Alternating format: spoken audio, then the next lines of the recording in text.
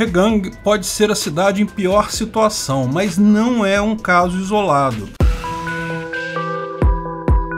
Esse é o Visão Libertária, sua fonte de informações descentralizadas e distribuídas. A cidade de Hegang, no nordeste chinês, próximo da fronteira com a Rússia, decretou uma reestruturação financeira do governo local. Na visão dos habitantes da cidade, essa reestruturação financeira é sinônimo de falência. O governo da cidade está quebrado, simplesmente se declarando incapaz de pagar seus débitos e forçando demissões e renegociações de dívidas. Os funcionários da prefeitura e empresas contratadas estão sem receber do governo há algum tempo. Em última análise, o governo local faliu e o governo central do Partido Comunista Chinês não está ajudando a prefeitura. Por que ela chegou neste ponto? Ok, é uma cidade pequena para os padrões chineses, com quase 1 milhão de habitantes, mas será que há chance de mais cidades seguirem por esse caminho? E principalmente nos interessa saber o que vai acontecer daqui para frente. A China é uma das maiores economias do mundo e é grande compradora do Brasil. Uma crise por lá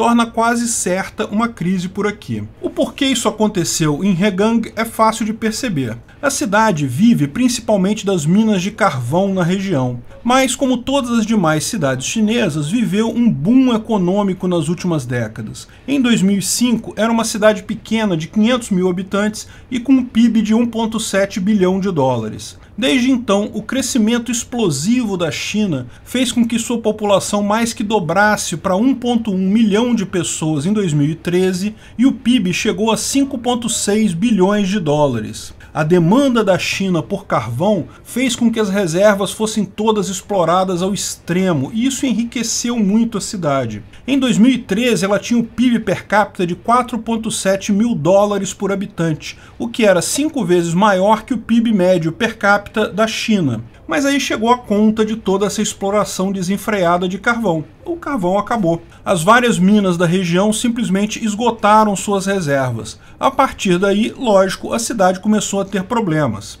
Por óbvio, muita gente foi embora da cidade. De 1,1 milhão de habitantes em 2013, o número diminuiu para menos de 1 milhão em 2018 e chegou agora a 850 mil pessoas. Lógico, com a população diminuindo ao invés de aumentar, a cidade sofreu outro problema típico da China. A maior parte das cidades e estados de lá tem como principal fonte de renda o arrendamento de terra para novos empreendimentos imobiliários. Devido ao regime comunista, a propriedade da terra não existe na China. Uma construtora que queira erguer um prédio precisa primeiro comprar os direitos de uso da terra do governo para construir o seu prédio. Tudo pertence ao governo em última análise. Então o governo vende essa licença e isso gera receita para a prefeitura. É, na verdade, a principal fonte de renda dos governos locais de lá. Lógico, com a população diminuindo, não há por que construir novos empreendimentos. Houve apenas 5 novos empreendimentos lá desde 2013. Ninguém vai querer construir um prédio novo numa cidade que a população está diminuindo. Além disso, o valor dos imóveis lá caiu ao chão. Desvalorizaram mais de 90% em relação à época de ouro de 2013. A maior parte dos chineses usa imóveis como investimento. A grana que o pessoal guarda lá, guarda na forma de imóveis. Então agora você tem uma cidade que não apenas as poucas oportunidades de emprego se foram, mas cuja poupança da população também virou pó, porque o valor dos imóveis virou pó. A cidade chegou a figurar em 2019 na mídia chinesa porque era possível alugar um imóvel lá por 0 yuan por mês, se o locatário se comprometesse apenas em fazer a manutenção do imóvel e pagar a taxa de calefação, podia morar de graça no imóvel. Lá é bem no norte, é uma região muito fria. A taxa de calefação, o aquecimento do imóvel, é relativamente alta. Se a calefação não for paga, o sistema acaba sendo desligado. Se ele for desligado por muito tempo, o custo depois de fazer manutenção e colocar ele para funcionar novamente pode acabar sendo muito mais caro ainda. Então valia a pena para evitar meramente o custo da calefação. Isso fez muita gente até ir para lá em 2019, só que a falta de emprego e de oportunidades fez com que o pessoal saísse logo em seguida. A prefeitura, por seu lado, já estava no aperto e se viu com um dilema que tem afetado muitas outras cidades chinesas. Com uma população sem emprego, sem fonte de renda e sem poupança, começam a haver problemas de segurança na cidade. A prefeitura se vê obrigada a contratar mais policiais e forças de segurança meramente para manter a ordem. Isso significa que o custo da prefeitura aumenta, apesar da diminuição da receita. A receita da prefeitura nos últimos anos foi na faixa de 360 milhões de dólares por ano. Suas despesas, que estavam na faixa de 1,5 bilhão de dólares, acabou aumentando para 1,8 depois da pandemia, porque, lógico, eles passaram a precisar de mais segurança. Ou seja, a cidade que já tinha um déficit enorme aumentou ainda mais o seu déficit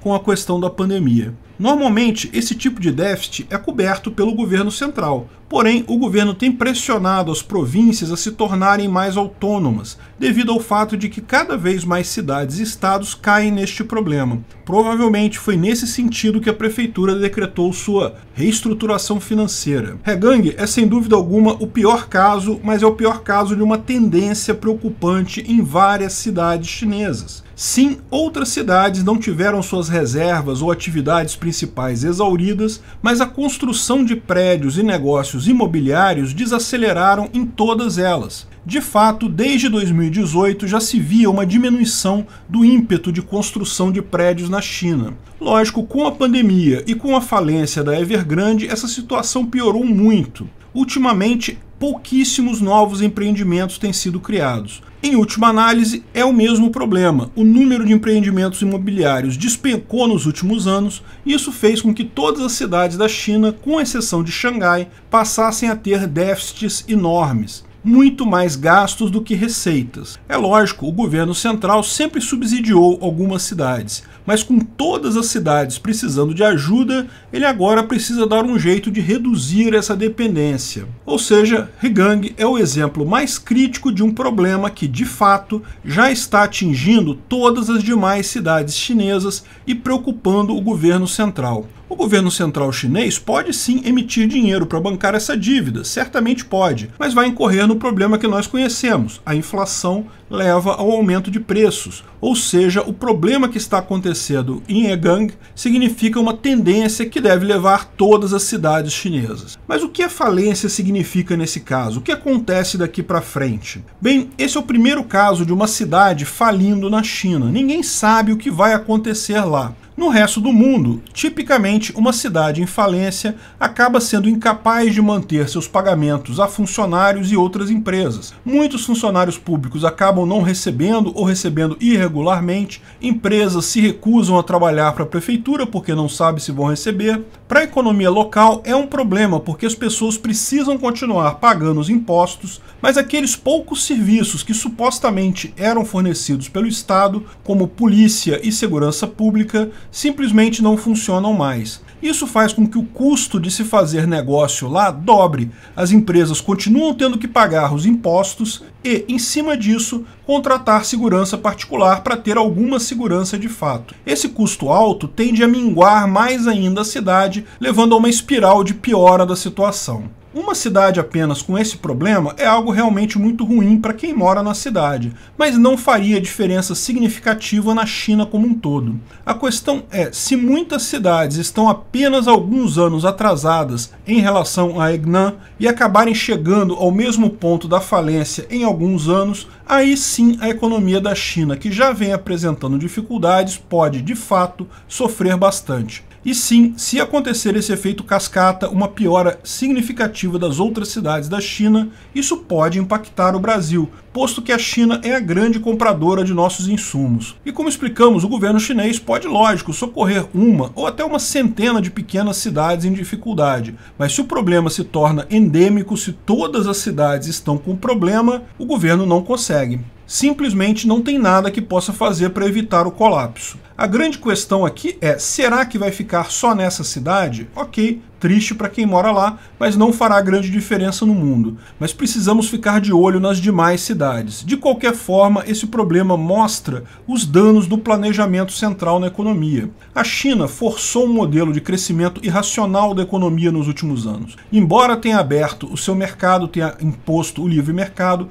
o controle da economia de forma geral continuou muito ferrenhamente na mão do Estado. Durante muitos anos, os governos locais foram forçados pelo governo central a se desenvolver a qualquer custo. Se as reservas de carvão tivessem sido exploradas com algum cuidado a uma taxa menor, a cidade poderia ter crescido menos e ainda ter suas reservas de carvão hoje, para continuar crescendo organicamente nos próximos anos, com o mercado naturalmente migrando para outras atividades depois disso. A pressa em crescer, a exploração forçada do governo pelo carvão, a necessidade de crescimento da China como um todo para atingir objetivos políticos, gerou sim um boom extraordinário na cidade, mas que depois se viu num beco sem saída. A situação de Hegang pode até ser um exemplo da economia da China como um todo. A China como um todo foi forçada por seu governo a se expandir economicamente de forma absurda, talvez chegando a um beco sem saída criado pelo planejamento central.